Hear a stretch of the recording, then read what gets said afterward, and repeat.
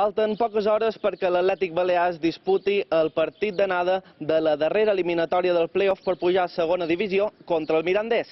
El conjunt blanc i blau no es troba ara mateix aquí a Miranda, sinó que ho fa a Vitòria, on té l'hotel de concentració. Manich Mandeola ha convocat a 18 futbolistes per l'enfrontament contra el Mirandés.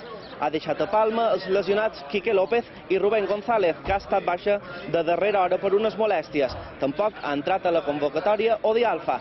I per analitzar aquest partit hem estat abans de partir cap a terres burgaleses amb el director del futbol base, Joan Vic. Aquest partit que jugues l'anada has d'intentar ser un poc precavut, no? Perquè tens un altre partit que tens un altre partit en casa teva. Sé que saps que si tens un bon resultat tens moltes opcions, però bueno, al final els dos resultats que han entrat han estat 0-0 i al final hem acabat patint els dos partits. Esperem que aquesta eliminatòria no patem tant, que segur que sí. L'Atlètic Balears, però, no estarà tot sol aquí a terres burgaleses. A banda de Joan Vic, s'espera que més de 300 aficionats ballaricos estiguin animant a endubar el conjunt blanc i blau.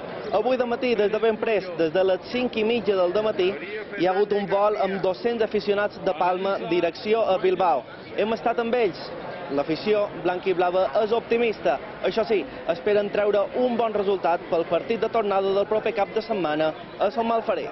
Molt bon resultat seria marcar un 0-0, és bon resultat, però tenim l'experiència del partit de Santander i seria convenient fer un gol. Si en feim dos, beníssim. Marcar un golet, perquè aquest gol de fora camp en aquest play-off significa molt. S'ha de picar un gol allà, si aconseguir. Segur, pujarem. I per tots aquells aficionats que no pugueu estar avui a l'estadi d'Andovar, recordeu, en directe per IB3, aquesta casa, Mirandés, Atlètic Balears, a partir de les 7:15 del capvespre.